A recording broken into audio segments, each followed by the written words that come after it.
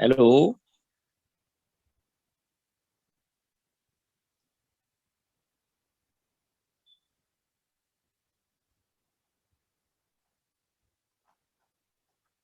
अंजय साहब अपने फ़ोन को आप ऐसे कर लें, ऐसे।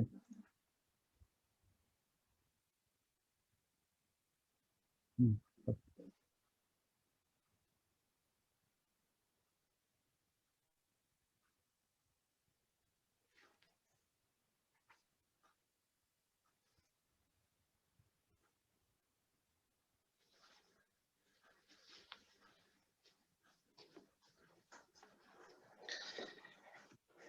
ओके जी। हम लाइव हैं इस वक्त फेसबुक पर और हम रिकॉर्डिंग भी कर रहे हैं और नाजरीन जो हमें अभी ज्वाइन करेंगे उनसे माजरत के कुछ टेक्निकल रीजंस की वजह से हमें प्रोग्राम थोड़ा सा लेट शुरू करना पड़ा। Anyway, hello and good evening. Minority concern Pakistan की जानिब से हम आज के प्रोग्राम में अपने तमाम मेहमानों और नाजरीन को खुशामदीद कहते हैं। हमारा आज का मौजू है has the reading habit declined in Pakistan.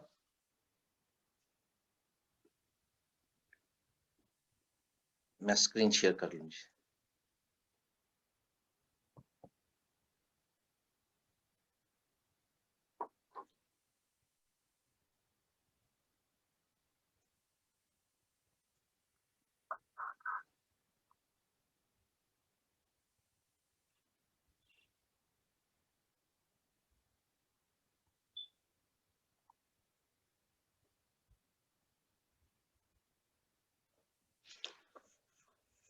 हमें खुशी है कि आज के मौजू पर बातचीत करने के लिए हमारे साथ एक बहुत ही भरपूर पैनल मौजूद है जो अपने अपने फील्ड में माहिर हैं। हमें मरीज से प्रोफेसर वसीम जबरान गिल, लाहौर से जनाब असलम इमरान, लाहौरी से जनाब अमजद सलीम मिन्हास, सिंध यूनिवर्सिटी जामशोरू से जनाब आमिर जोया और लाहौर से ही मोहतरमा रबिया अरशद तुर्कमान ने ज्वाइन किया है। हम अपने तमाम मेहमानों का शुक्रिया अदा करते हैं कि वो आज के प्रोग्राम में खसूसी तौर पर हमारे साथ शरीक हुए।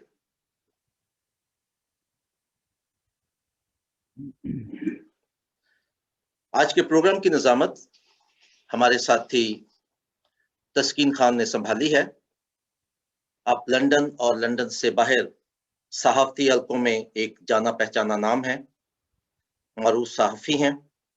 एक तवील अरसे तक ग्लोरी टीवी पर एक हफ्तावार प्रोग्राम की निजामत करते रहे।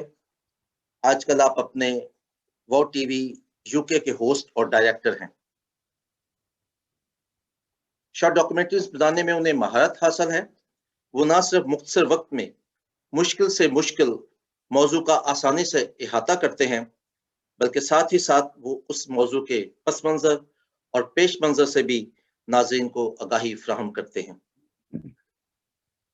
वो एक नज़रियाती सहाफ़ी होने के साथ साथ इंसानी हकूक़ के भी एक मुतहर्रिक कारकुन हैं। मैं उनका शुक्रगुजार हूं कि उन्होंने आज के प्रोग्राम की निजामत की जिम्मेदारी संभाली। अब मैं उनसे गुजारिश करूंगा कि वो प्रोग्राम को आगे बढ़ाएं। ओवर टू यू तस्कीन। बहुत बहुत शुक्रिया आफ्ताब मुगल साहब आपका। और इस वक्त पूरी दुनिया में जहाँ कहीं भी प्रोग्राम को देखा जा रहा है, तमाम नाजरीन को हम खुशामदीद कहते हैं। और अर्ज़ करता चलूँ कि अभी नाजरीन के पास भी मौका होगा कि आप प्रोग्राम में सिर्फ प्रोग्राम को देखेंगे नहीं बल्कि उसमें पार्टिसिपेट भी कर सकते हैं। अगर आप हमें फेसबुक पे देख रहे हैं तो आप कमेंट्स करें, आपके कमेंट्स को शामिल किया जाएगा। कोई सवाल आते हैं तो वो भी आप हमारे शुरकाए महफिल से कर सकते हैं। जैसे आफ्ताब मुगल साहब ने फरमाया, और ये भी अर्ज करता चलूँ कि ये माइनॉरिटी कंसर्न पाकिस्तान का उसकी पेशकश है। और शुरकाए महफिल का तारुफ भी कराऊंगा, लेकिन जो आज का टॉपिक है बड़ा अहम टॉपिक है कि क्या पाकिस्तान में पढ़ने की हद में तशवीशनाक हद तक कमी हुई है, क्या ये हकीकत है कि हैज़ रीडिंग हैबिट जो है वो डिक्लाइन हुई है पाकिस्तान में। ये ऐसा क्यों हुआ है, इसके क्या असबाब हैं, और ये जो डिक्लाइन होना शुरू हुआ है ये कब होना शुरू हुआ। तो इससे आज के जो महफिल में हमारे माहिरीन हैं उनसे बेहतर कोई नहीं बता सकता। अफसाना निगार भी हैं, राइटर्स भी हैं, सहाफ़ी भी हैं, रिसर्चर्स भी हैं। तो मैं ये अर्ज़ करता चलूँ कि जो हमारे पार्टिसिपेंट्स हैं उनके लिए कि इब्तिदा में आपके पास 4 से 5 मिनट होंगे कि आप आज के टॉपिक के हवाले से और अपनी शख्सियत के हवाले से कि आप क्या समझते हैं अपनी फील्ड के मुताबिक। तो पहले राउंड में आपके पास 4 से 5 मिनट होंगे और उसके बाद फिर ओपन डिस्कशन होगी और बाद में जब तीसरा राउंड होगा उस पर हम कंक्लूड करेंगे सारे मैटर को। तो आई बिलीव के प्रोफेसर वसीम जबान गिल साहब अभी हमें नहीं ज्वाइन किया, तो आई डायरेक्टली गो टू मोहतरम आसफ इमरान साहब। लाहौर से उनका ताल्लुक है और आपके बारे में फरमाता चलूँ कि आप पेशे के अतबार से तो रिटायर्ड चीफ इंजीनियर हैं वापडा के, लेकिन अदब के हवाले से बड़ी मुमताज़ शख्सियत है। आप एक मुमताज़ अफसाना निगार भी हैं और बहुत से अदबी रसाइल के अंदर आप छपते रहे हैं, छप रहे हैं। और इसके अलावा आपका अफसानों का एक मजमुआ भी आया था, साए के नाखून, और इसके अलावा कई किताबें जो हैं वो आपने लिखी हैं। तो हमारे लिए बड़ी खुशकिस्मती की बात है कि आसिफ इमरान साहब हमारे साथ मौजूद हैं। Sir, thank you very much for joining us. And वैसियत राइटर, वैसियत अफसाना निगार, क्या फरमाइएगा कि ये डिक्लाइन क्यों होना शुरू हो गया, लोग पढ़ना छोड़ गए? क्योंकि मैं एक गैलप का सर्वे भी देख रहा था, उसमें लिखा हुआ था, अभी रिसेंटली कुछ साल पहले हुआ था कि पाकिस्तान में 75% लोग नहीं पढ़ते, कुतब नहीं पढ़ते, बुक्स नहीं पढ़ते। इस हवाले से क्या फरमाएंगे सर आप?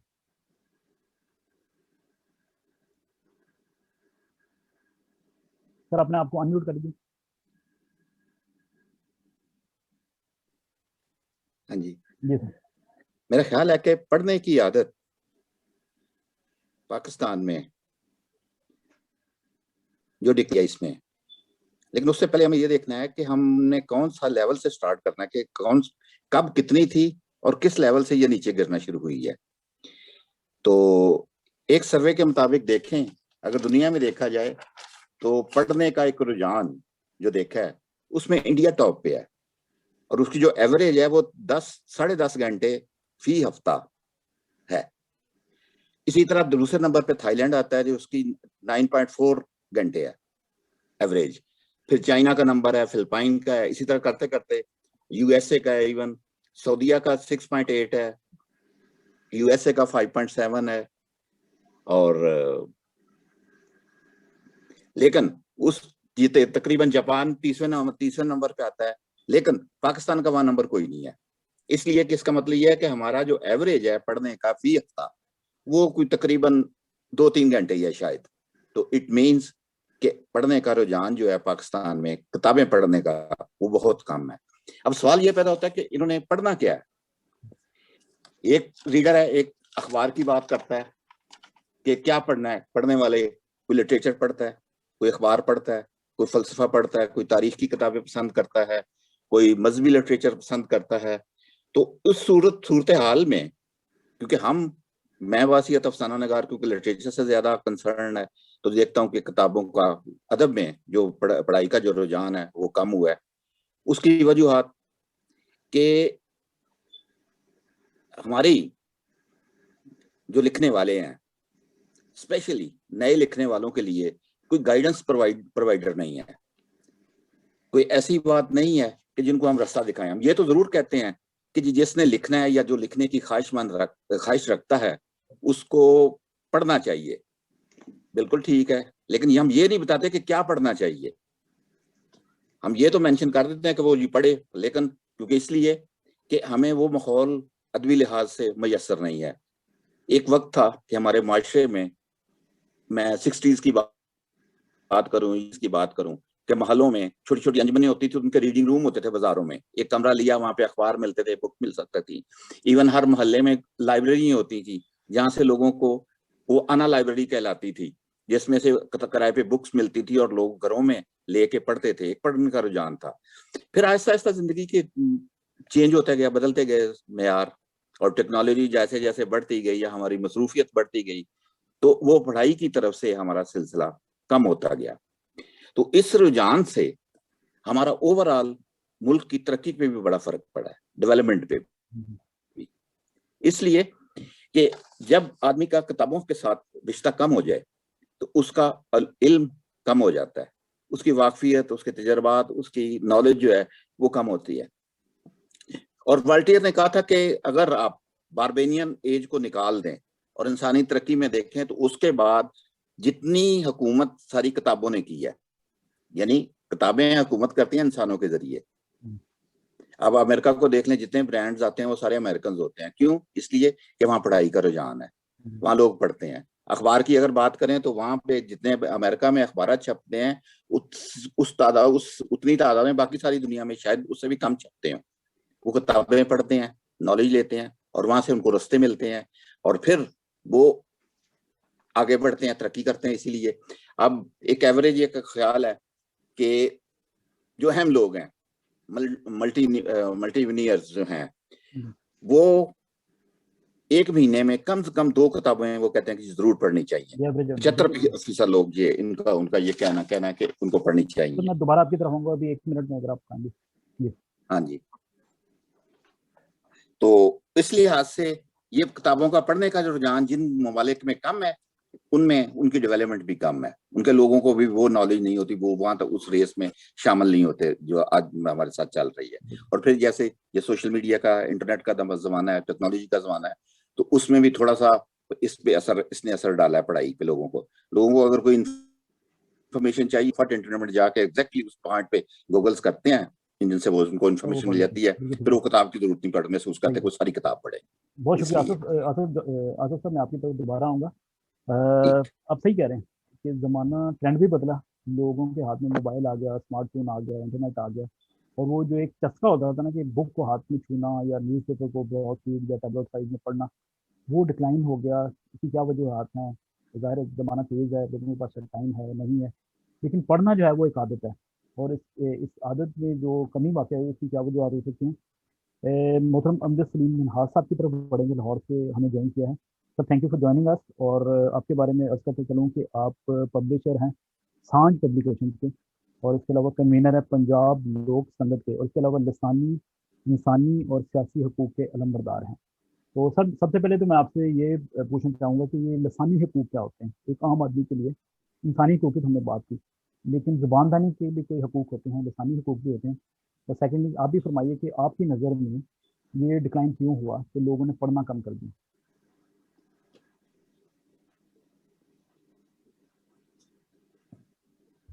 जी सर, अनम्यूट करिए।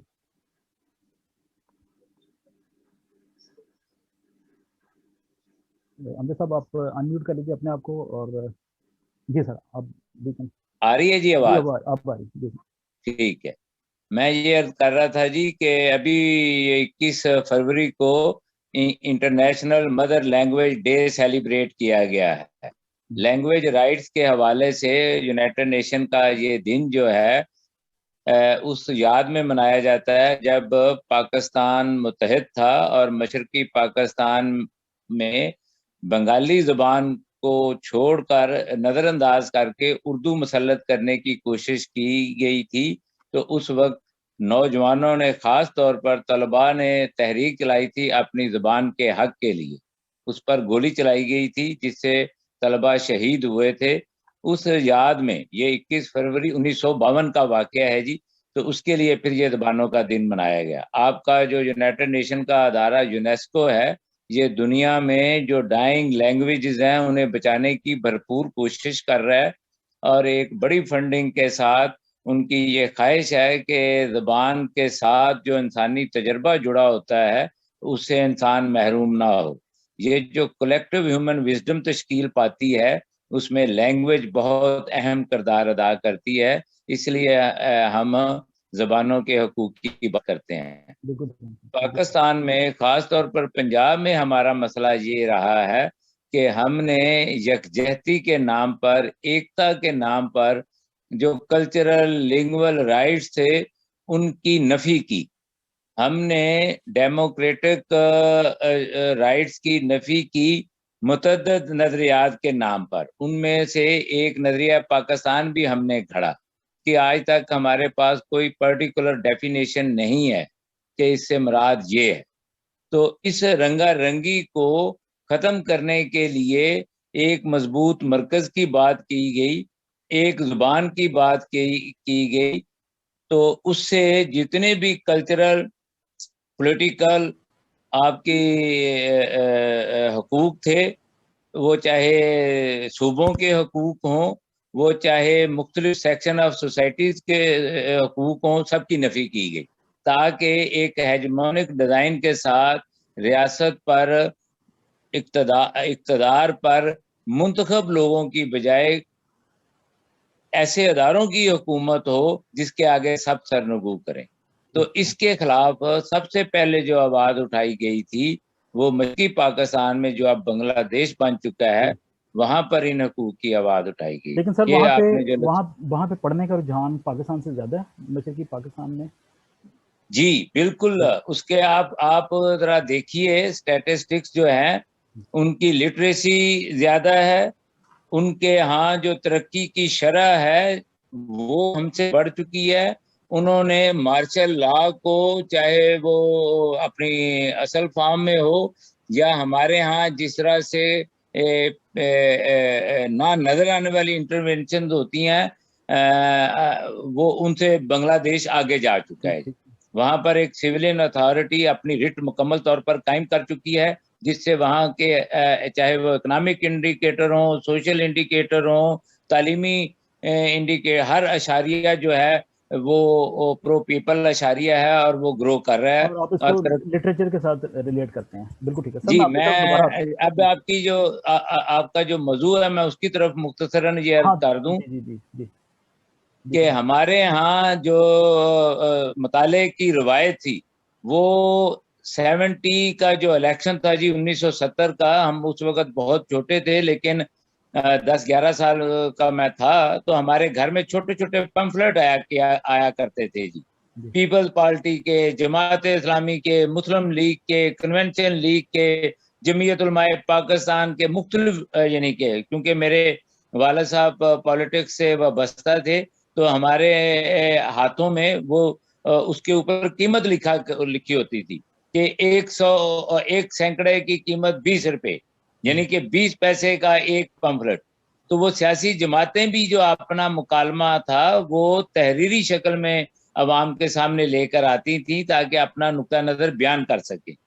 अच्छा, इसका मतलब ये है कि 70 तक का जो हमारा यहाँ एक मुकालमे की फजा मौजूद थी, जिसके अंदर तहरीर को बहुत अहमियत हासिल थी, वो चाहे पॉलिटिकल हो, चाहे लिटरेचर फिक्शन हो या नॉन फिक्शन हो, कदगने उस वक्त भी थी, लेकिन रेजिस्टेंस की भी बड़ी शानदार मिसाल थी। आप देखें कि जो सर मैं ऐसा अर्ज करता हूँ कि इसको, क्योंकि ये गवर्नमेंट के साथ भी मामला है या माशरे के साथ जुड़ा हुआ है, तो इसको दोबारा फिर आपकी तरफ में हाजिर होता हूँ, तो इसको आगे बढ़ाते हैं बात को कि ये रियासत के मामला और कई चीज़ें जो इंसानी हकूक़ के साथ जुड़ी हुई हैं, अगर हम लिटरेचर से नीचे की तरफ जाएंगे वो डायरेक्टली मुतासर होंगी।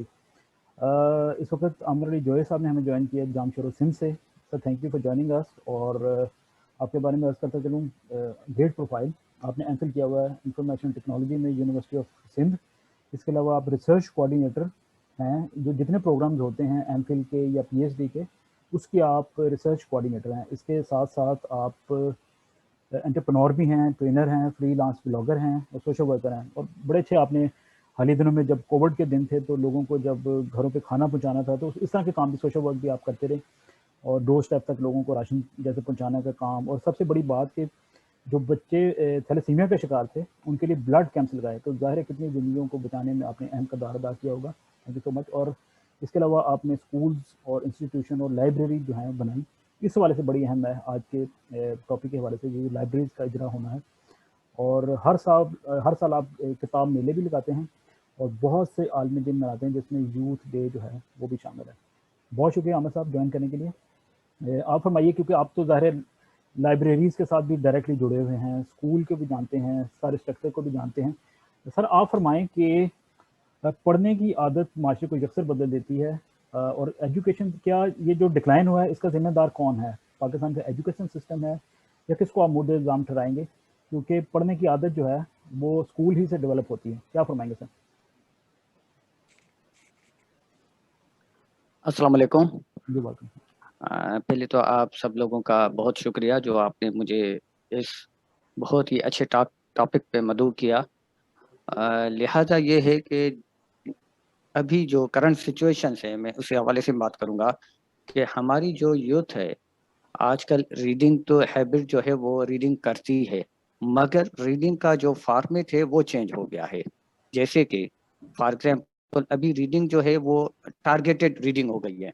फॉर एग्जांपल किसी स्टूडेंट को सीएसएस करनी है तो वो सीएसएस के बुक्स पढ़ता है, और मैं अभी करंटली मैं लाइब्रेरी में हूँ, और अगर मैं चाहूँ तो मैं आपको लाइव व्यू भी करवा सकता हूँ कि यहाँ पे स्टूडेंट्स हमारे पास हमारी लाइब्रेरी में टारगेटेड स्टडी के लिए आते हैं। फॉर एग्जांपल CSS के हवाले से, पब्लिक सर्विस कमीशन के हवाले से प्रिपरेशन के लिए बहुत सारे स्टूडेंट्स बैठे हैं।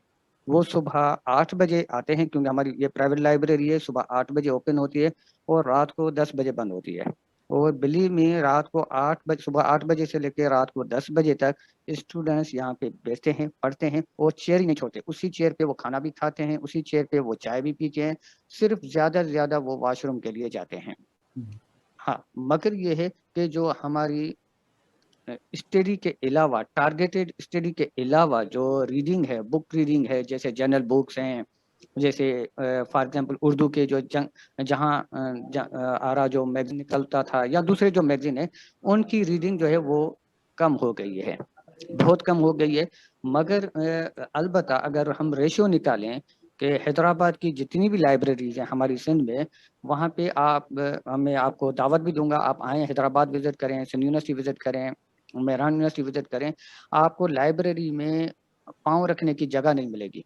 सीट तो फुल हैं, मगर वो जो कॉरिडोर्स हैं वहाँ पे भी लोग बैठे हैं, स्टूडेंट्स हैं, वो पढ़ते हैं, मगर टारगेटेड स्टडी है, नंबर 1। नंबर दूसरी बात कि हमारे पास जो स्टडी का जो फॉर्मेट है वो भी चेंज हो गया है। पहले हम बुक लेते थे, अब हमारे पास ये बुक्स मोबाइल में इलेक्ट्रॉनिक मीडिया में आ गए हैं, इलेक्ट्रॉनिक फॉर्मेट आ गए। तो लिहाजा इस हवाले से भी जो प्रिंटिंग पे जो प्रेसेस हैं उस पर बहुत बड़ा असर भी पड़ा है। मगर अगर हम कंपटीशन दूसरे मुल्कों से अगर हम कंपेयर करेंगे तो यकीनन वहाँ पे उस पे जैसा हमारे आसिफ साहब ने बताया कि इंडिया नंबर 1 पे है, यकीनन इंडिया नंबर 1 पे है, क्योंकि उनका भी रीज़न है। हमारे पास जो टीचर्स हैं, जो हमें जो पढ़ाते हैं स्कूल में, कॉलेजेस में, यूनिवर्सिटी में, वो अपने सिलेबस के अलावा जो दूसरे बुक्स हैं, जैसे पर्सनालिटी डेवलपमेंट है, करियर काउंसलिंग्स हैं, एंटरप्रेन्योरशिप है, वो खुद भी टीचर्स नहीं पढ़ते और वो रिकमेंडेशन भी नहीं करते स्टूडेंट्स को। क्योंकि जो हमारा आइडियल है, स्टूडेंट्स का जो आइडियल पर्सन है वो टीचर है। अगर टीचर रिकमेंड करेगा तो यकीनन 100 स्टूडेंट्स में से 2 स्टूडेंट्स तो किताब बुक्स लेंगे।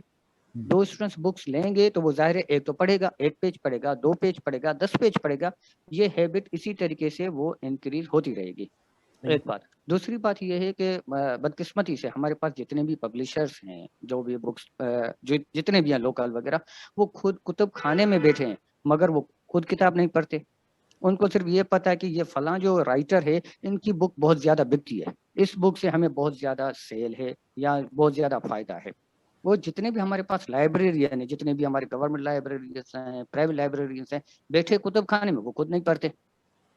तो अब मसला ये है कि इसका भी रीजन है, क्योंकि हमारे पास मेरिट जो है वो है नहीं। हमें ये लोगों को पता है कि भाई हम पढ़कर करेंगे क्या, नौकरी जो है वो पैसों पे मिल जाती, नौकरी जो है रेफरेंसेस पे मिल जाती। तो ये भी एक बड़ा रीजन है जिसकी वजह से लोग जो है, जो डिमोटिवेटेड हैं, जो पढ़ते नहीं है, उनका ये बड़ा रीजन है कि ये भी इस हवाले से भी नहीं पढ़ते। सही है आमिर साहब, बहुत बहुत शुक्रिया, बड़े अच्छे वैलिड पॉइंट है कि पढ़ने वाले कौन कौन है। ये भी आपने बताया कि टीचर्स अगर रोल मॉडल नहीं होंगे, बच्चों को रिकमेंड नहीं करेंगे, ट्रेंड सेट नहीं करेंगे। इसके अलावा पब्लिशर्स की आपने बात की कि वो उनको बेस्ट सेलर्स का तो पता है, लेकिन पता नहीं खुद पढ़ते हैं कि नहीं। लेकिन चले, इतनी भी मायूसी नहीं है जैसे आप फरमाते हैं। मोहतरमा राबिया साहबा की तरफ जाते हैं, और राबिया अशर साहबा के बारे में मैं अर्ज़ करता चलूँ कि आप लीड रिसर्चर हैं सेंटर फॉर पीस डायलॉग्स, और इसके अलावा जबरी तब्दीली मज़हब जो फोर्स कन्वर्जन होती है उसकी एक अहम रिपोर्ट थी, उसकी को ऑथर भी हैं।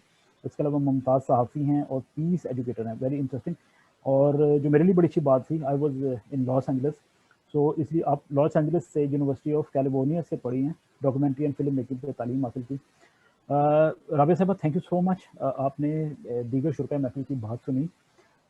हालात इतने बुरे भी नहीं हैं, और क्या आप इससे मुत्तफिक हैं कि पहले ज़माने में भी लोग सब नहीं थे पढ़ते, कोई को लोग पढ़ते थे, अभी भी ऐसा ही है, जो पढ़ने वाले वो पढ़ते हैं, जो नहीं पढ़ते वो नहीं पढ़ते। क्या फरमाएंगे? Thank you so much. और मैं एक चीज़ बस अपडेट करना चाहूँगी अपने काम के हवाले से कि आजकल मैं पीस डायलॉग के साथ नहीं, क्योंकि मैं उनके साथ काम करती थी, तो अब मैं इब्तिदा के साथ हूँ, जो हाँ जी, इब्तिदा फॉर एजुकेशन के साथ। लेकिन वहाँ पर भी मैं एज अ जर्नलिस्ट और लीड रिसर्चर ही काम कर रही हूँ। आपने एग्जैक्ट जो मेरे हमारे जो यहाँ पे शुल्का हैं उन्होंने जो बात की उन सब की बातों से मुत्तफिक हूँ। बल्कि जो आपने एंड पे बात कही कि इतनी भी बुरी सूरत हाल नहीं है, I am 100% agree with it, because हमारे यहाँ पहले भी नहीं लोग पढ़ते थे, सिर्फ वो लोग पढ़ते थे जो माशी तौर पे मुस्तहकम थे या जिनके दादा को आदत थी या नानी को आदत थी कि नाना नानी या दादा दादी को आदत थी कि वो पढ़ते थे, तो उनको देखा देखी पेरेंट्स या बड़ों से वो पढ़ते थे। मैंने जो रिसर्चेस अभी आसिफ साहब ने बताई हैं और आप लोगों ने सब बाकी लोगों ने शेयर किया, उनके अलावा मैंने एक रिसर्च में देखा, वो तो उन्होंने डिटेल बता दिया तो मैं एक जो डिफरेंट चीज लगी जो नहीं अभी तक मुझे लगी कि बताना चाहिए कि 68% पढ़ने वाले वो लोग हैं जो कभी भी नहीं लिखते। लाइक आप इसी से हिसाब लगाएं कि ऐसा नहीं है कि नहीं पढ़ते, वो बिल्कुल अमर साहब की बात ठीक है कि पहले लोग पढ़ते थे कागज पे, अब पढ़ते हैं इलेक्ट्रॉनिकली। और इसमें से मजेदार बात जिस आसिफ साहब ने और अमजद साहब ने कहा कि बहुत सारे पढ़ने वाले लिखने वाले ऐसे हैं जो खुद पढ़ते नहीं है, और आप यकीन करें उस रिसर्च में भी यही चीज सामने आई थी कि 1.65% लोग जो हैं पढ़ते हैं, जो वो बहुत सारी किताबें लिखते हैं वो, और उनकी अपनी पढ़ाई जो है वो 1.65% है सिर्फ अपना, यानी कि उनके पढ़ने का लेवल ये है। इसके बाद बहुत सारे ऐसे हैं जो सिर्फ 65% ऐसे हैं जो अपनी खुशी के लिए पढ़ते हैं, और 88 से लेके 90% तक लोग जो है वो नॉलेज बढ़ाने के लिए पढ़ते हैं। जैसे अमर साहब ने कहा कि सिर्फ टारगेटेड हो गई है या अपनी स्टडीज के लिए है, जैसा मैंने देखा एलिमेंट्री में बहुत कम 0.55% लोग जो है वो पढ़ते हैं क्योंकि उनको सिलेबस पढ़ना होता है, इसके अलावा वो कुछ नहीं पढ़ते। और जब कॉलेज लेवल पे जाते हैं तब वो 88 से 90% तक पढ़ते हैं क्योंकि उनको नॉलेज गेन करना होता है। बाकी अगर देखा जाए तो लैंग्वेज लर्न करने के लिए 40% लोग पढ़ते हैं। और इसी तरह से एक और चीज बड़ी मुझे मजेदार नजर आई, सर ने आसिफ साहब ने कहा कि पहले जमानों में कमरे होते थे जिनमें लाइब्रेरियां होती थी। मुझे भी याद है हमारे मोहल्ले में एक शॉप होती थी जहां से लोग बोरो करते, 10 रुपए या 15 रुपए की वो किताब या 25 रुपए की किताब दी जाती थी, एक हफ्ते के अंदर अंदर उसको वापस करना होता था, और अगर वो सही सलामत वापस आ जाती तो हमें आधे पैसे वापस मिल जाते थे। तो हुकूमत वाकई ये इंसेंटिव्स देकर बच्चों को कर सकती है। और जहां तक इंडिया या यूएस की बात है तो यूएस में जो इम्तिहान का सिस्टम है ना, that is different from Pakistan. वो लोगों का निसाब तो होता है लेकिन सिलेबस या इम्तिहान के पर्चे में, क्योंकि पाकिस्तान में जो पर्चा बनाया जाता है वो उसके अंदर लिखा होता है कि जी इसका जवाब फलां बुक के फलां सफे पे फलां पैराग्राफ इतने अल्फाज होंगे, अगर उससे मिलते जुलते ना हो तो उस बच्चे को फेल कर दिया जाता है। रट्टा सिस्टम की वजह से बच्चे नहीं पढ़ते एक्स्ट्रा। और इसी तरह अगर इंडिया की बात की जाए तो मैंने अक्सर देखा है, क्योंकि इंटरनेट की वजह से तो बहुत सारा नॉलेज शेयर होता ही है ऑनलाइन, तो उसमें बड़ी एक मजे की बात जो है वो ये है कि उन लोगों के यहाँ बहुत सारी फ्री रीडिंग की एप्स हैं, और उसके ऊपर आप जाकर देखें तो हजारों लोग होते हैं और हजारों बुक्स आपको मिलती हैं, और हर ऑथर ने उनको लीगली उसका राइट्स दिए हुए हैं कि हाँ वो पीडीएफ ऑनलाइन चढ़ा सकते हैं। तो मुझे लगता है कि इसकी सिर्फ ये वजह है। और अगर आप आज के पाकिस्तान में बहुत कम रिसर्चेस हैं पढ़ाई और रीडिंग के हवाले से, 2017 की मुझे रिसर्च मिली है, ये सब बाकी दीगर अदारे करते हैं, सिर्फ वो रिसर्चेस हैं। हमारे स्टूडेंट्स भी अगर जो मास्टर्स लेवल पे या फिर लेवल पे कर रहे हैं, बाकी लोग भी बता सकते हैं इस हवाले से बेहतर कि रिसर्चेस है तो सही लेकिन वो सिर्फ 100 पीपल है, 200 पीपल है या अदारे के अंदर है। जी जी जी सही, बहुत कम लोग हैं।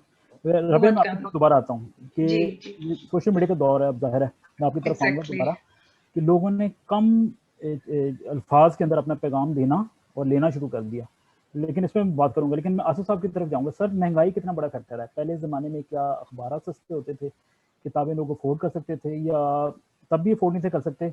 और जैसे मुझे भी याद है, जैसे राबे फरमा रही हैं कि मैं भी किराए पे लेके आता था नावल और पढ़ता था घर पे, फिर वापस कर देता था मैं, मेरा भाई। और इसके अलावा मैं 30 साल से अभी भी एक क्रिकेट मैगजीन, क्योंकि मैं क्रिकेट फैन, तो क्रिकेटर और विजडम यहाँ इंग्लैंड से भी लेता हूँ और पाकिस्तान से भी लेता था, तो मुझे तकरीबन 1991 से मैं मिस नहीं करता। तो ये तो चलो क्रेज हो गया। तो आप फरमाएं कि लोग जो हैं जिसने पढ़ना है, या ये अफोर्डेबिलिटी, ये महंगाई ने भी असर डाला, ये जो आज का हमारा टॉपिक है कि ये डिक्लाइन हो गया, इसमें महंगाई भी कोई फैक्टर है कि लोग अफोर्ड ही नहीं कर सकते? इसमें तो कोई शक नहीं कि महंगाई हर लेवल पे हर वक्त रहती रही है अपने अपने लेवल पे। जब 60s में परचेज पावर थी मनी में, पाकिस्तानी रुपए में, तो उस वक्त भी उसका इनकम उस लिहाज से उतनी थी। अगर आज वो डिवैल्यू हो गया तो हमें बहुत ज्यादा लगती हैं। ये फैक्टर बिल्कुल सही है कि आज हम तो सोचते हैं कि जी किताबें बहुत महंगी हैं, लेकिन देखा जाए तो वो अपनी जगह पे हम 4-5 हजार का जूता तो बड़ी आसानी से खरीद लेते हैं, लेकिन हम 400 या 500 रुपए की किताब खरीदने के लिए 20 बार सोचते हैं। उसकी वजह कि हमारी आदत नहीं है या हमारा वो ट्रेंड नहीं है, माइंड सेट नहीं है। और अगर किताबें पढ़ने का अभी हमें एहसास हो जाए कि किताब पढ़ने का क्या फायदा है, तो फिर हम जूती कम कीमत की खरीद लेंगे, लेकिन किताब महंगी खरीदने के लिए हम राजी होंगे। ये इसमें एक चीज है। तो ये असल बात है शौक की, पढ़ने का शौक, इल्म हासिल करने का। देखा जाए तो पढ़ें, किताब पढ़ें तो आपकी शख्सियत में, आपके नजरियात में, आपकी तख्लीकी कुव्वत में नखार पैदा होता है, आदमी बढ़ता है, आगे बढ़ता है। पढ़ने की आदत जो है वो कहते हैं बचपन से, शुरू से घर से मिलती है। अगर एक बाप किताब पढ़ता है तो उस बच्चे उसको देखा देखी डेफिनेटली किताब को हाथ लगाएंगे और आहिस्ता आहिस्ता पढ़ने की आदत डेवलप हो जाएगी। सर पढ़ना तो लोग चाहते हैं, तो महंगाई का फैक्टर तो जैसे मैं अर्ज करूं कथा कलामी के आज से 30 साल पहले या 40 साल पहले हमें याद है कि हम छोटे होते थे, तो अगर पब्लिक ट्रांसपोर्ट में सफ़र कर रहे हैं, लंबा सफ़र है, दूसरे शहर पे जा रहे हैं, मैं अपने वाले साहब के साथ जा रहा हूँ, तो मैंने देखा कि किसी ने न्यूज़पेपर बाय किया तो 4 पढ़ने वाले आ गए हैं। वो कह रहे ये दरमियान वाला मुझे दे दो पेज, ये पीछे वाला मुझे दे दो पेज। और इसके अलावा ये पाकिस्तान के अंदर मुहावरे बने हुए हैं कि जी आप किताब दे दें और फिर वापस लेना जो है वो आप भूल जाएं। मुश्किल काम है। मैंने सुना कि इस तरह के मुहावरे ये पाकिस्तान के अंदर ही बने हुए हैं। क्या फरमाएंगे? बिल्कुल सही बात है कि किताब उधार दे दो तो फिर वापस कम ही मिलती है। जी। उसकी वजह है कि हमारी आदत खरीद के पढ़ने की आदत नहीं रही। ना खरीदने के फैक्टर्स बहुत से हैं, लेकिन ये फैक्टर महंगाई का भी है, इसमें कोई शक नहीं है। आजकल के जो हालात हैं उस लिहाज से वो भी इफेक्ट कर रहे हैं इसको। लेकिन जो कमिटेड है जो लोग, और जो वो सोचते हैं कि हमने पढ़ना है, वो सिर्फ बेस्ट सेलर बुक्स की तरफ नहीं जाते, जो इल्म हासिल करने के लिए, जो अपनी ज़ात के लिए, आप खुद से गुफ्तगू करने के लिए सोचते हैं। किताब पढ़ेंगे तो हमें वो खुद से गुफ्तगू करना सिखाएगी, क्योंकि इसलिए किताब में एक पूरा जहान है। आप हिस्ट्री की ले लें या कोई भी ले किताब, तो वो आपके ज़हन की बहुत सी समतें जो है ना वो सोचने का मजबूर खोलती है। और अमजद साहब, मैं सर आपकी तरफ आता हूँ। अमजद साहब आप तो पब्लिशर हैं, किताबें छापते हैं, तो जैसे अमर साहब कह रहे थे कि आप वाकई किताबें बस पढ़ी रहती हैं आपके पास, कभी आपने पढ़ी नहीं होंगी या कोई शौक ही नहीं है पब्लिशर्स को, या सिर्फ आपको ये पता कि जी पैसा कैसे बनाना है, अगर आप अनम्यूट भी कर लें अपने आप को। और फिर ये भी फरमाइए कि ये कितना असल रोमांस यही है कि आपके हाथ में पेपर हो, आप फील करें उसको, बुक को या न्यूज़पेपर को, उसी में मजा आता है, ना कि ऐसे ऑनलाइन पढ़ने का। जी सर अनम्यूट कर लीजिए। और जब तक सर आप अभी भी आपका म्यूट है, आप चेक कर लें। और इन द मीन टाइम अगर आपके पास कमेंट्स हो तो आप भी जी मैं ये अर्ज करना चाह रहा हूँ कि जिस मुल्क में फिक्री आज़ादी का फुकदान होगा वहां पर मुतालिया नहीं होगा भाई, ये याद रखें। आपके यहाँ एक खास बयानिए के बाहर जाने की किसी को इजाजत नहीं है। आपका मेन स्ट्रीम मीडिया से वाबस्ता लोग जो हैं वो सेल्फ सेंसरशिप का शिकार हैं। आपके जो बड़े बड़े एंकर हैं उन्हें मीडिया हाउसेस से निकाल दिया जाता है, वो वेब चैनल चला रहे हैं, वो अपनी बात पहुंचाने के लिए मुल्क से बाहर बैठने पर मजबूर हैं। ये आपके यहाँ फिक्री आज़ादी का तस्वर है। और आप कभी महंगाई की बात कर रहे हैं, कभी टारगेटेड रीडिंग की बात कर रहे हैं। जहां पर मुकालमा ही नहीं होगा वहां पर आर्गुमेंट लाने के लिए मुताले की क्या जरूरत महसूस की जाएगी। इनकी बहुत बड़ी वजह क्या है कि आपकी सोसाइटी पे बैक करने के लिए तैयार नहीं है एक नॉलेज बेस्ड इकोनॉमी को। वो किसी भी सतह पर डिसएग्रीमेंट को अलाउ करने के लिए तैयार नहीं है। आप रिलीजियस डिस्क्रिमिनेशन देखें जो कि आपके आइन के अंदर घुसेड़ दी गई हुई है। कोई नॉन मुस्लिम इस मुल्क का सदर नहीं बन सकता। अब दूसरों पर हम उंगलियां उठा रहे होते हैं जी कि वहां पर डिस्क्रिमिनेशन बहुत है। तो जहां पर कदम आपके सिलेबस में आप पहली जमात से लोगों को झूठ पढ़ाना शुरू करते हैं। सवाल उठाने की इजाजत नहीं है, आपका टीचर आपको थप्पड़ मार देगा। आपका गली के मोहल्ले में कोई आदमी डिसएग्रीमेंट, ऐसी बात जो बयानिए से बाहर होगी, वो आपको बिटर बिटर देखेगा कि ये कौन सी मखलूक आ गई है।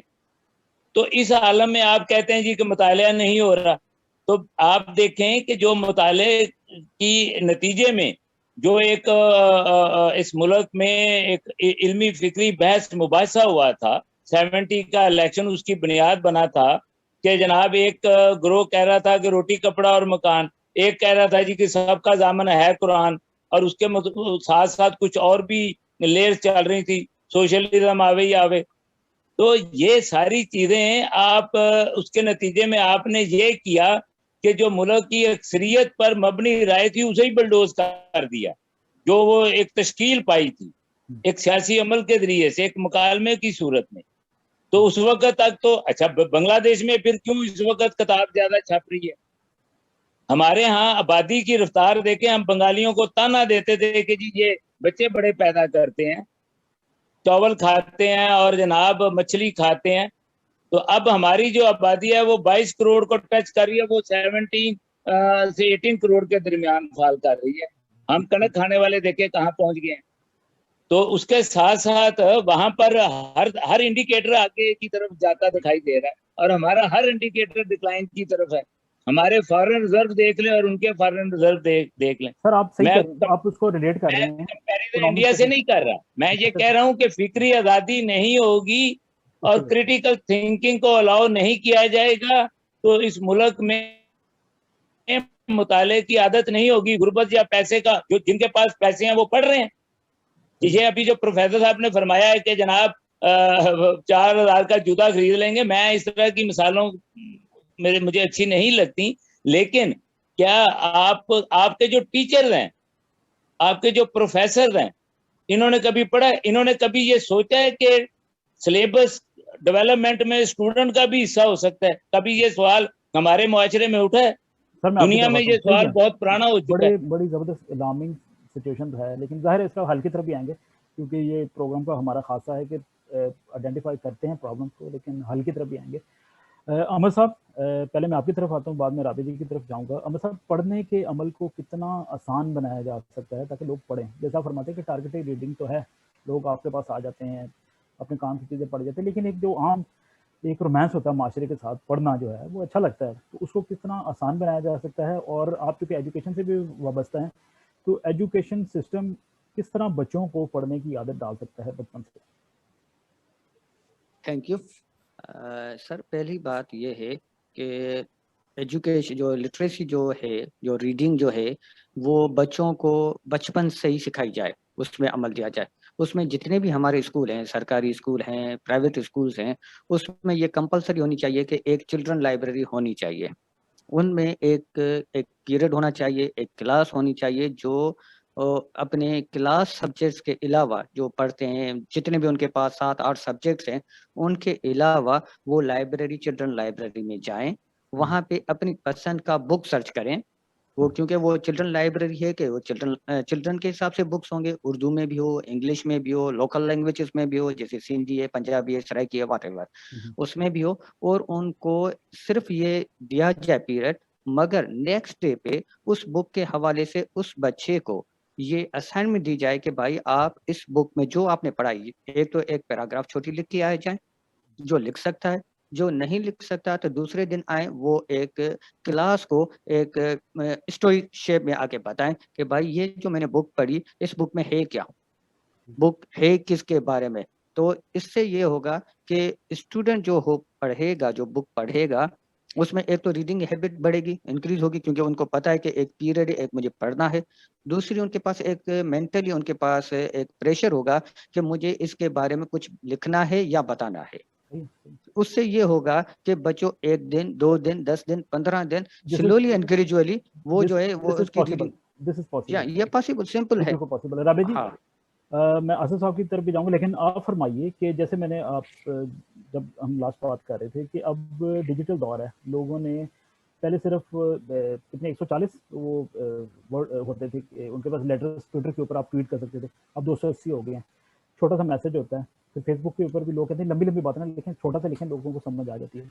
लोगों का स्टेमिना कम हो गया है या इतना ही काफ़ी है, इतना पढ़ लेते हैं।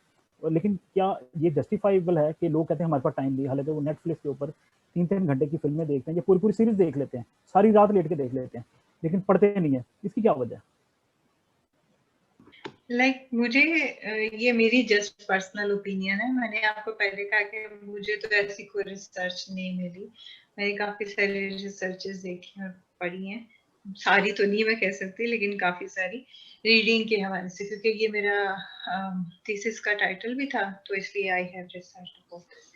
तो मुझे ये लगता है कि ऐसा नहीं है कि लोगों के पास पढ़ने का टाइम का कोई इशू है, वो रिलेवेंट चीजें सिर्फ पढ़ते हैं। आपने देखा होगा मीम्स कितनी जल्दी फैल जाती हैं। अगर कोई भी जिस तरह पिछले दिनों ही एक मीम आई हुई थी कि जी घबराना नहीं, वो अभी तक उसके ऊपर गाने भी चल रहे हैं, सब कुछ चल रहा है। That is a creative work, creative and productive work. तो जिसपे हमारे जैसे अमजद साहब ने कहा कि जी फिक्री सोच का है मसला, तो ऐसा क्रिटिकल थिंकिंग और ये आजादी का तो वाकई ही मसला है। तो सर इसमें हम लोग अभी तो जो है, अगर जब तक सब लोग नहीं मिलके पढ़ेंगे और पढ़कर ही, जिस तरह से अब लोग पहले होता था, हमने सुना था कि एक दफा एक कंट्री के अंदर किसी मुल्क ने सारे साइंस कर लिए एफबी के थ्रू, और उन्होंने गवर्नमेंट में जमा भी करा दिया कि जी हम इस मुल्क से अब अलहदा होना चाहते हैं, इस रियासत के इससे निकलना चाहते हैं। तो साथ ही गवर्नमेंट ने एक्शन लिया और उनको उस ऑनलाइन की हुई सारी दस्तावेज को भी हटा दिया। तो जनाब ये बड़ी बड़ी हुकूमतें इस तरह की हरकतें करती हैं, अगर हम कर लेंगे तो खैर मैं जस्टिफाई नहीं कर रही हूँ। लेकिन राबिया, लेकिन ये है कि ये तो आपने देखा कि आप जब कैलिफोर्निया में थे, अमेरिका में, हम यहाँ बरतानिया में देखते हैं कि लोग जब ट्रैवल कर रहे होते हैं अंडरग्राउंड पे या मेट्रो पे या ट्रेन में, तो वो जल्दी से किताब निकाल लेते हैं अपने बैग के अंदर से और पढ़ना शुरू कर देते हैं। 1 घंटे का सफर है तो तकरीबन 50 मिनट या 1 घंटा वो किताब ही पढ़ते रहते हैं। तो यहाँ भी तो देखें लोग पढ़ लेते हैं, इतनी बिजी दुनिया में रहते हैं वेस्टर्न वर्ल्ड में। पता पहले जो था इतना रुझान नहीं था, और जैसा आसिफ साहब ने कहा कि लोगों को बताया नहीं जाता है कि इसके फायदे क्या हैं। और फिर एक और हमारे इसी तरह से साथी ने बात की कि बच्चों को बताया जाएगा ना कि इसको पढ़ने के बाद इस बात को आप किसी जगह कोट करके अपनी शख्सियत को निखार सकते हैं, लोगों की वाह ले सकते हैं। तो मुझसे आप लिखवा लीजिए, जितना मीम्स के ऊपर असर लेते हैं ना, इतना वो किताबें पढ़ने और उसके नोट करके, बहुत सारे लोग हैं, आप नोट कीजिएगा, उन्होंने किताबों के नाम, राइटर्स के नाम और उनके सिर्फ जो डिस्क्रिप्शंस हैं पीछे, जो बुक के पीछे लोगों ने राय दी होती हैं, सिर्फ वो पढ़ लेते हैं। अंदर किताब का कुछ पता नहीं होता, लेकिन वो हर जगह पे कोट करके अपनी लिटरेरी जो एक फसाहत होते हैं ना, उसको बयान कर रहे होते हैं। तो मैं उस बारे में कुछ नहीं कह सकती कि हर बंदे का अपना एक स्टाइल है पढ़ने का, चाहे वो पढ़ते तो है ना। जी सिंपल है वो, जैसा हमारी माजी में चीजें टाइम का मसला है। नहीं मैं सिर्फ कह रहा हूँ ताकि वो घुमाते हैं। अच्छा, बस थोड़ी सी बात ऐड करना चाहूंगी कि जैसा सर ने कहा ना कि पुरानी तो हमारी तो बुनियाद में ही चीजें जो है वो गलत डाली गई हैं। हम एक अकलियती मुल्क थे जिसके आगे उन्होंने मजहब का ठेका लगा दिया। जब हमने जिम्मेदारों ने खुद बेच दिया मजहब को मौलवियों के हाथों, तो ये नहीं कह रही कि सिर्फ एक ही मजहब के, सब मजहब के वालों ने अपने अपने ठेकेदारों के हाथों में दे दिया, तो हमने इसको ढाल बना लिया। तो अब नई नस्ल तो इसमें कुछ नहीं कर सकती है। इवन आप देखें 60s में, मैंने सुना 60s से पहले हर चैप्टर में जो एक डिफरेंट हर मजहब के हवाले से थोड़ा थोड़ा लिखा होता था। तो आप लोग क्यों नहीं कहते कि दोबारा से उन कुतब को लाया जाए? फिर उस जमाने में होता था कि एक से ज्यादा किताबें पढ़ी जाती थी, फिर पेपर होते थे।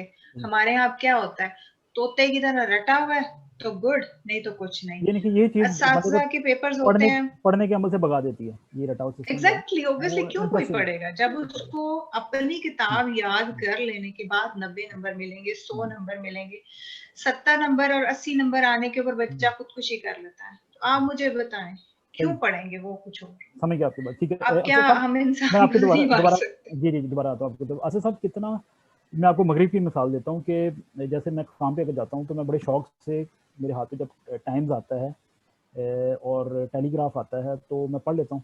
लेकिन मैंने अपने कई वेस्टर्न कोलीग्स को भी देखा है, वो इंटरेस्टेड नहीं है वो पढ़ने में। वो कहते हैं नहीं ये इतना भारी भरकम काम कौन करेगी, इतना बड़ा न्यूज़पेपर है, हम ऐसे खुश हैं जी, लंच करने जाएंगे, अपने लंच के जो आवर्स हैं उसमें ऐसे घूम फिर के आ जाएंगे।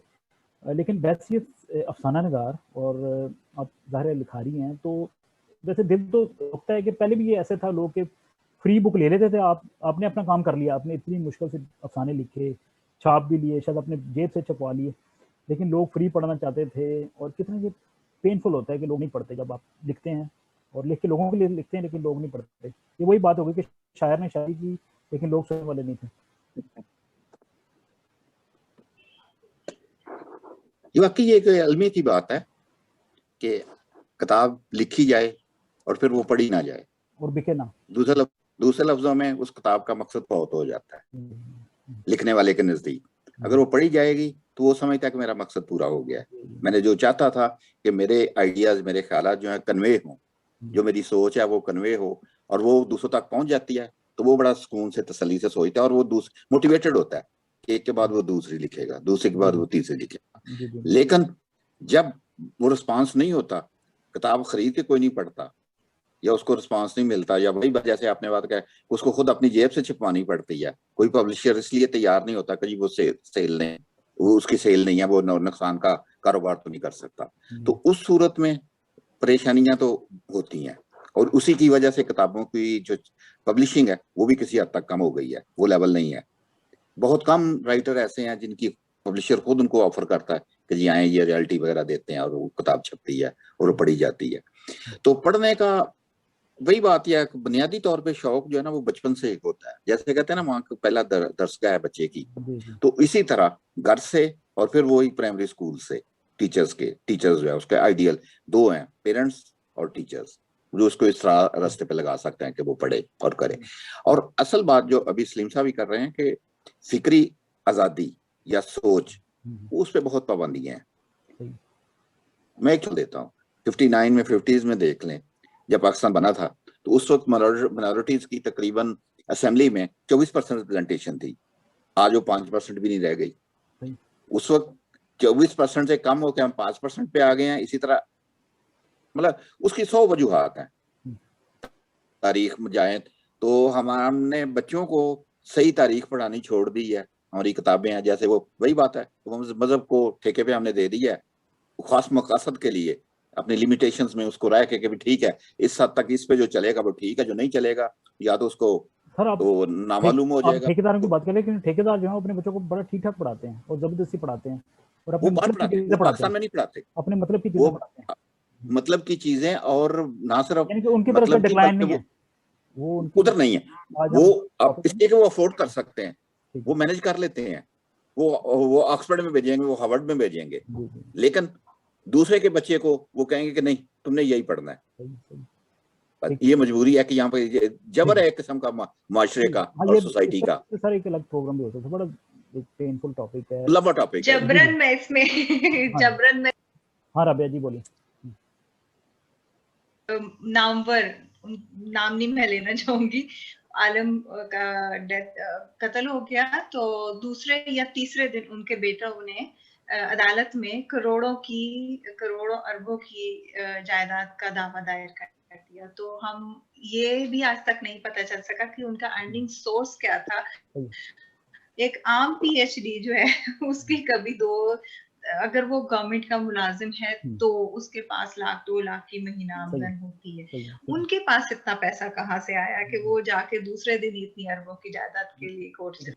अमजद साहब, अब क्या क्योंकि डिक्लाइन, हम ऐसा लगता है जैसे डिक्लाइन, लेकिन ये एज ए पब्लिशर क्या आने वाले सालों में कुछ ये बिजनेस और ही मुतासर हो जाएगा, लोग पढ़ना छोड़ जाएंगे या पढ़ेंगे, होप है, क्या सोच रहे हैं इस हवाले से?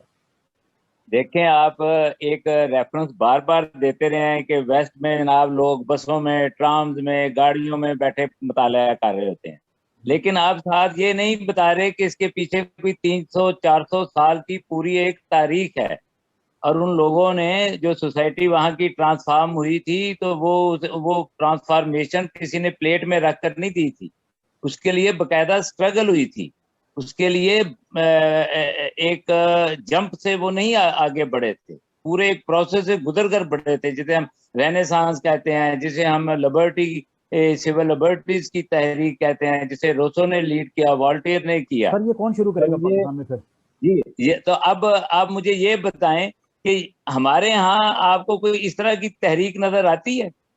ये जो होता है ना टैक्टिकली कि भाई हम अब घर में बच्चों को वो तबलीगी जमात वालों की तरह कि भाई आपने 6 फुट के कद पर इस्लाम नाफज कर लो तो सब ठीक हो जाएगा, और आपकी जो सराउंडिंग है वो तबाह कुन हो, और आप यानी कि एक लफ्ज तहरीर करने पर, एक लफ्ज बयान करने पर आप पकड़े जाएं, और सिर्फ पकड़े ना जाएं, आप बदसलूकी का शिकार हो जाएं। हमारे बच्चों को जो जिन्हें हम कह रहे हैं कि तरबियत दें, जरा देखें कि हम बच्चों के साथ कर क्या रहे हैं, और बच्चा हमेशा याद रखें कि वो सूद के साथ वापस करता है सब कुछ, और ये सोसाइटी में हो रहा है आपका। तो बराए करम इस वक्त जो है, अगर आप ये चाहते हैं कि रीडिंग हैबिट्स बढ़ें, तो हमें जो तहरीक चलानी चाहिए या अपने अपनी सतह पर स्ट्रगल करनी चाहिए, बकायदा उसकी कीमत देनी पड़ती है तो दी जानी चाहिए, क्योंकि ये जो जिंदा रहना है, ये वो एक, मैं कोड नहीं करना चाहता, एक फिल्म का मशहूर डायलॉग था कि बकवा ये भी कोई जिंदा रहना है। तो मसला ये है कि अगर हमने फिक्री आज़ादी की तहरीक के लिए जद्दोजहद ना की, तो हम जिस स्टैग्नेशन का शिकार हैं, ये अभी भी तफन छोड़ चुकी है, ये और ज्यादा खतरनाक हो जाएगा, इंटेग्रिटी खतरे में पड़ जाएगी। कोई भी मुआशरा फिक्री आज़ादी के बगैर जिंदा नहीं रह सकता। और फिर आप के ऊपर सिर्फ फिक्री आज़ादी के मसला नहीं है, आपके यहाँ शहरी आज़ादियों का, आपके यहाँ जमहूरी आज़ादियों का, आपको बेसिक इंसानी हकूक के बुरी सूरत हाल का सामना है। तो इसमें अच्छा, सर्वाइवल का मसला ये है कि जो हम रीडिंग की जो बात भी कर रहे हैं, वो देखें जरा, वो मैडम ने जो कहा है कि तोते की तरह हम नंबर लेने के चक्कर में होते हैं। वो ठेकेदार जो है वो अपने बच्चों को पढ़ा लेगा वो, लेकिन वो कमबख्त पढ़ा क्या रहा है, ये देखने की बात है। इसका कोई शॉर्टकट नहीं है, कौमों के लिए कोई शॉर्टकट नहीं होता, उसे आपको एक इज्तिमाई जद्दोजहद में ही जाना पड़ता है, एक कलेक्टिव एफर्ट ही उसका हल होती है। डेमोक्रेटिक वैल्यू और डेमोक्रेटिक स्ट्रगल उसके लिए जरूरी है, क्योंकि डेमोक्रेटिक स्ट्रगल ही फिक्री आज़ादी को अलाउ करती है। अथॉरिटेरियन रूल ऑफ लॉ जो है वो किसी फिक्री आज़ादी को मानने वाला नहीं है जी। ठीक है सर। अंजय साहब, मैं दोबारा आपकी तरफ आता हूँ। अब चूंकि कंक्लूडिंग रिमार्क्स लेते हैं, 2-2 मिनट में बात कर लेते हैं और सोल्यूशन की बात कर लेते हैं। अमर साहब, आप फरमाइए कि अब 23 अप्रैल को दुनिया वर्ल्ड बुक डे मनाती है। अब आप भी कुछ ऐसा करेंगे, वर्ल्ड बुक डे मनाएंगे? मनाना ज़ाहिर चाहिए अपने तौर पे, और जितने भी नाज़रीन सुन रहे हैं, अगर आप इस कैपेसिटी में हैं कि आप अरेंज कर सकते हैं तो करें। 23 अप्रैल को वर्ल्ड बुक डे मनाएं। लाइब्रेरीज़ में क्या होगा, आपकी लाइब्रेरी में क्या होगा, और सोल्यूशन बताएं कि ये जो आज का हमारा टॉपिक था, ये बिल्कुल आखिर में, अब 2-2, 3-3 मिनट है हमारे शुक्र के पास, कि क्या फिर इसका क्या हल है? ये डिक्लाइन अगर है, या क्या फरमाएंगे आप, ये डिक्लाइन को कैसे ऊपर लेके जाएं पढ़ने के रुझान? जी जनाब, पहली बात कि ये जो world book and copyright day है, ये हर साल हम बुक फेयर अरेंज करते हैं, मगर इस साल जो अभी करंट जो साल है उसमें कुछ सिचुएशंस चेंज है, क्योंकि कोविड वगैरह है, और कोविड की वजह से हमारे टाउन में स्मार्ट लॉकडाउन भी है, तो ये हमारे लिए थोड़ा सा मुश्किल है कि हम कोई ऐसी कोई एक्टिविटी अरेंज करें। हाँ, लिहाजा हमारी लाइब्रेरी ओपन होगी और लाइब्रेरी एज पर रूटीन काम करेगी, क्योंकि हमारी लाइब्रेरी में कोई भी छुट्टी नहीं होती सवाए कंपलसरी डेज, जैसे फॉर एग्जांपल ईद के हॉलीडेज हैं या मुहर्रम के हैं। इस हवाले से मैं सिर्फ ये सजेशन दूंगा, जो बुक पढ़ना चाहते हैं, क्योंकि हर कोई बंदा चाहता है कि मैं बुक पढ़ूं मगर पढ़ता नहीं है। उसका मसला ये है कि पहली बात तो हमें बुक की सिलेक्शन का पता नहीं है कि हमें बुक पढ़नी कौन चाहिए। आम रीडर्स की मैं बात कर रहा हूँ अभी, माफ़ कीजिएगा, ठीक है। तो पहले तो ये हमें अपने जो भी हमारे नौजवान जो सुन रही है या जो सुनेगी, उनको ये चाहिए कि पहले वो अपना जो इंटरेस्ट है, अपनी फील्ड है, वो उसमें सिलेक्ट करे कि मेरा इंटरेस्ट क्या है, मेरी हॉबी क्या है, मेरा करियर क्या है। उस करियर में उस हॉबी के से रिलेटेड कोई भी, क्योंकि आजकल तो हमारे पास बुक सर्चिंग के लिए तो बहुत सारी आसानी है, क्योंकि हमारे पास गूगल है, यूट्यूब है और फेसबुक है। क्योंकि हम सिर्फ मैं लिखूं कि भाई मुझे कोई अच्छा सा बुक रिकमेंड करो, तो मेरे ख्याल में मेरे पास हजारों दोस्त हैं, कोई ना कोई बुक सिलेक्शन आ जाएगी। इसी तरीके से कोई भी अच्छा बुक, कोई भी अच्छा आथर, कोई भी अच्छा एक्टर जो हमारा नौजवान समझता है कि ये मेरा मेंटर है, उस मेंटर को फॉलो करें और उनसे सजेशन लें रिगार्डिंग टू योर आपकी उसकी जो कैंडिडेट की जो फील्ड है उसमें बुक खरीदे। और उस बुक को ऐसे नहीं कि हम लोग बहुत ऐसे करते हैं कि भाई शुरुआत जो है हम एक दिन में बस बुक खत्म करनी है, क्योंकि न्यू रीडर को जो है ना वो बड़ा थोड़ा सा प्रॉब्लम होगी, वो नहीं पढ़ सकेगा। उनको चाहिए कि भाई 5 मिनट, 2 मिनट, 10 मिनट, जितनी उसकी स्टेमिना है वो पढ़े, मगर हाँ मगर रेगुलर, क्योंकि डिसिप्लिन के साथ रेगुलर, क्योंकि रेगुलर हैबिट बनाएगा, रेगुलर पढ़ेगा तो उसकी हैबिट बनेगी। अगर एक दिन पढ़ा 5 मिनट और 10 दिन गुम हो गया, फिर 5 मिनट पढ़ा, तो ऐसे तो हैबिट बनेगी नहीं। सर आप बहुत बहुत शुक्रिया, आप तो लोगों को ज़ाहिर बड़ा प्यारा चस्का लगाते हैं किताबों का, लाइब्रेरी का। राबिया आपकी तरफ आता हूँ, फिर मैं आसिफ साहब की तरफ एंड पे जाऊँगा ताकि वो ज़ाहिर इतने उस्ताद हैं तो कंक्लूड करेंगे। तो राबिया जी, मीडिया का क्या किरदार है? ये तो जैसे आज हमने शो किया, ये सोशल मीडिया के ऊपर आ जाएगा और इसको हम बहुत शेयर करेंगे और खुदा करे कि बहुत से लोगों तक ये मैसेज भी जाए। जो मेन स्ट्रीम मीडिया है पाकिस्तान का, वो क्या किरदार अदा कर सकता है ये पढ़ाई के रुझान को बढ़ाने के लिए? मेन स्ट्रीम मीडिया जो है उसका बहुत बड़ा रोल है, क्योंकि जब भी एक डिफरेंट थ्योरीज हैं, इन थ्योरीज में से एक थ्योरी ऐसी भी है कि जब कोई आप चीज फैला देते हैं ना तो वो लोगों के माइंड में उस तरह से बैठ जाती है और फिर वो ऑटोमेटिकली उनकी हैबिट्स उस तरह से डेवलप हो जाती है। और यही बात कि जी अब किताबें नहीं पढ़ी जाती हैं, अब इसको फलां बाजार है वो उसमें इतनी तादाद कम हो गई है, ये बातें हैं, इनको कोई डिनाई नहीं कर सकता, ये रियलिटी है। लेकिन झूठ नहीं, एक पैरेलल रियलिटी भी आप दिखाएं, क्योंकि हर पहलू के दो रुख या कई रुख होते हैं, दो रुख भी नहीं कहना चाहिए, कई रुख होते हैं।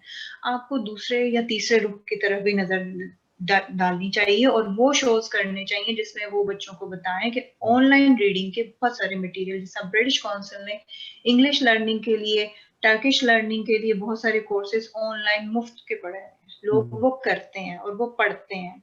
इसी तरह मिशेल बुक वाले हैं, उन्होंने अपनी ऑनलाइन बुक्स रखी हुई हैं, वो भी लोग पढ़ते हैं। ऑनलाइन चीजें अवेलेबल है, कहाँ से ये लोग अपने बुक्स बोरो कर सकते हैं, बहुत सारे टीचर्स, बहुत सारे मेजबान, सब लोग मिलकर जब इसको लोगों को बताएंगे, बच्चों को बताएंगे कि आप हिस्ट्री की बुक पढ़ें। फेक न्यूज का बहुत ट्रेंड है और मैं थैंक्स करती हूँ फेक न्यूज वालों को, क्योंकि उसकी वजह से लोगों को रिसर्च की आदत पड़ी, रिसर्च में वो पढ़ते हैं जाके, कुछ किताबों को पढ़ते हैं, कुछ ऑनलाइन सर्च करते हैं, एटलीस्ट वो पढ़ते हैं, एटलीस्ट वो पढ़ते हैं। जैसा मैंने वैसे रिसर्च में भी देखा था कि हिस्ट्री लाजमी पढ़े, एंटरटेनमेंट तो आप ऑटोमेटिकली पढ़ते हैं, लेकिन जो ट्रेंड देखा गया कि इकोनॉमिक्स की बुक और सोशियोलॉजी की बुक्स और पॉलिटिक्स की बुक्स जो है वो बहुत कम, यानी कि 10% पढ़ी जाती है। तो जब सोशियोलॉजी को और पॉलिटिकल साइंस को या पॉपुलर साइंसेस को बच्चों में ज्यादा अहम बनाएंगे, अपने माहिरीन के थ्रू बताएंगे इसके फवायद, तो मेरा नहीं ख्याल के नौजवान भी उसकी तरफ आएंगे, बड़े बुजुर्ग भी आएंगे, क्योंकि बुजुर्गों के पास एक मसला होता है कि वो दूर की जगह नहीं जा सकते। तो अगर उन तक चीजें पहुंचा दी जाएं तो ऑटोमेटिकली जो यंग जनरेशन है, जो 4-5 साल का बच्चा अपने बुजुर्गों को पढ़ता देखता है, तो वो फिर उसकी ज्यादा अहमियत को जानता है और वो उसको पढ़ता भी। बिल्कुल ठीक है, थैंक यू। अमजद साहब, पाकिस्तान में हमने देखा कि सेहत और तालीम की प्रायोरिटी नहीं रही किसी सरकार की। आखिर में क्या कहेंगे कि सरकार क्या करे? फिर भी तबले वो कहते हैं ना, बजा देते हैं, जंजीर हिला देते हैं, कैसे हिलाएंगे? ये बड़ी राबिया साहबा ने बड़ी अहम बात की है कि सोशल साइंसेज को हमें रिवाइव करने की जरूरत है। उन्हें बड़ी प्लानिंग के साथ ऑर्गेनाइज्ड वे में हमने डिस्करेज किया है और वो कम हुई है। तो लेकिन उसके साथ साथ सरकारी सतह पर भी ये कहना चाहिए। जी जी, अच्छा सब पता नहीं शायद वो स्टॉक हो गया, लेकिन मैं आसिफ साहब की जाना चाहता हूँ। अच्छा अभी कनेक्ट हो गया दोबारा, ठीक है जी सर, कंक्लूड कर लीजिए अपनी बात।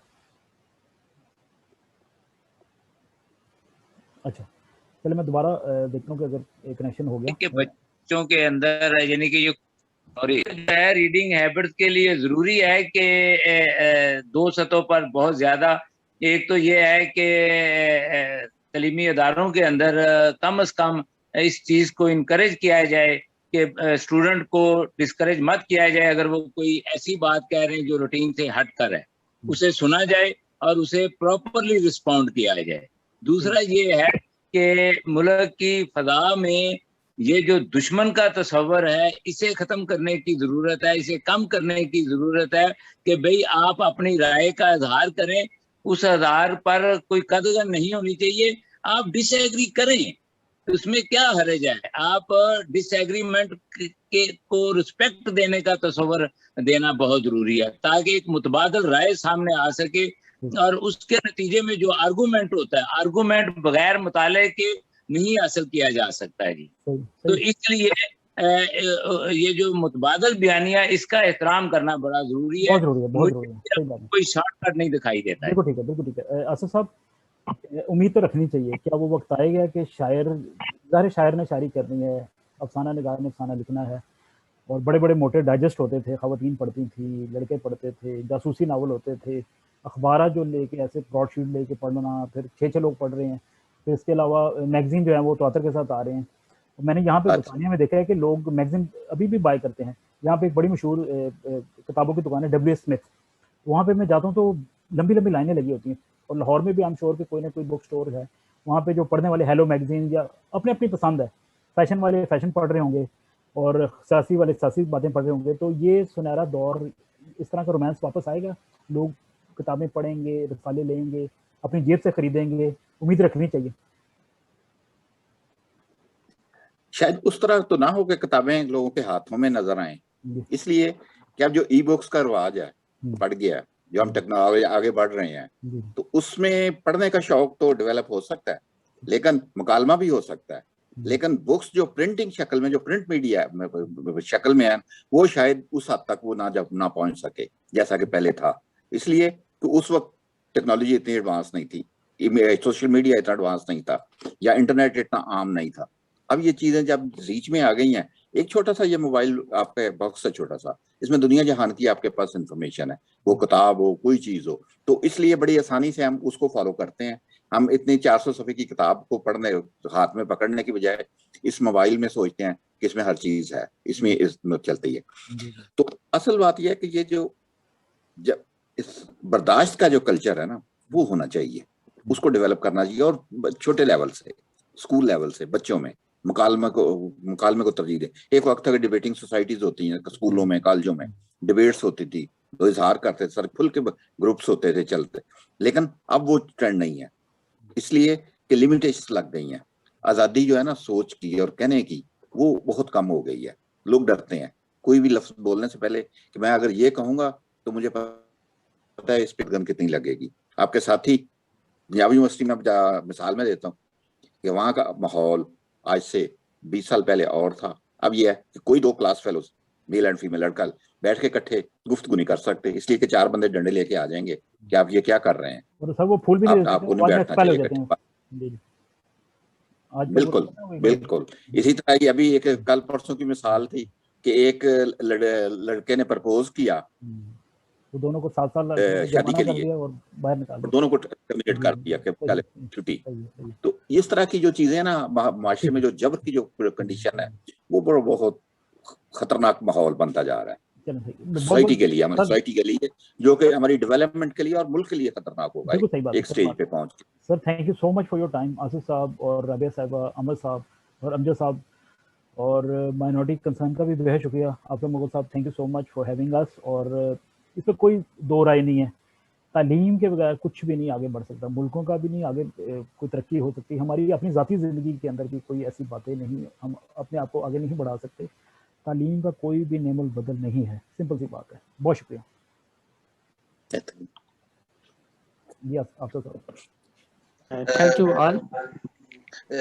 जी सबसे पहले तो मुझे शुक्रिया अदा करना है अपने तमाम नाजरीन का जिन्होंने हमें ज्वाइन किया आज के प्रोग्राम में दुनिया के मुख्तलिफ हिस्सों से, और उसके बाद मुझे शुक्रिया अदा करना है अपने साथियों का जिन्होंने वक्त निकाला और इतनी पुरमक्स गुफ्तगू की, और न सिर्फ उन्होंने इशू की निशानदही की बल्कि उन्होंने बहुत प्रैक्टिकल सजेशन भी दिए, जिनमें जनाब असलम इमरान साहब, जनाब अमजद सलीम मिनहाज साहब, जनाब आमिर जोया साहब और मोहतरमा रबिया अरशद तुर्कमान साहिबा शामिल हैं। हमें अफसोस है कि हमारे साथी प्रोफेसर वसीम जबरान गिल ने हमें ज्वाइन करना था, लेकिन तबीयत की नासाजी के बायस वो हमें ज्वाइन नहीं कर सके। आज का जो ये डायलॉग है, ये डायलॉग बराए डायलॉग नहीं है, बल्कि जिस मुआशरे में रुजत संदी और अदम बर्दाश्त बढ़ गई हो, और जहाँ पे साइंटिफिक अप्रोच डिक्लाइन पे हो, और जहाँ पे लॉजिकल थिंकिंग को कर्टेल किया गया हो, उस माहौल में ये डायलॉग जो है वो सियासी शऊर बढ़ाने की कोशिश है, ताकि जमहूरी कदरें बढ़ें, हमें सोचने का मौका मिले, ताकि हम अपने मुआशरे को तरक्की दे सकें। और मुआशरे को तरक्की देने का मतलब है कि पाकिस्तान एक भरपूर और पायदार मुल्क बन के दुनिया में अपना मुकाम हासिल कर सके। इसके साथ ही आप सबका फिर एक बार बहुत शुक्रिया, और ख़ास तौर पे बहुत शुक्रिया तस्कीन खान साहब, जिस तरह हमेशा की तरह प्रोग्राम चलाते हैं। आज भी आपने बहुत खूबसूरत तरीके से प्रोग्राम को चलाया और आपने हमारी बहुत रहनुमाई की। आपके ताउन का और आपकी मेहरबानी का बहुत शुक्रिया। इसके साथ ही हम आप सबसे इजाज़त चाहेंगे। खुदा हाफिज़।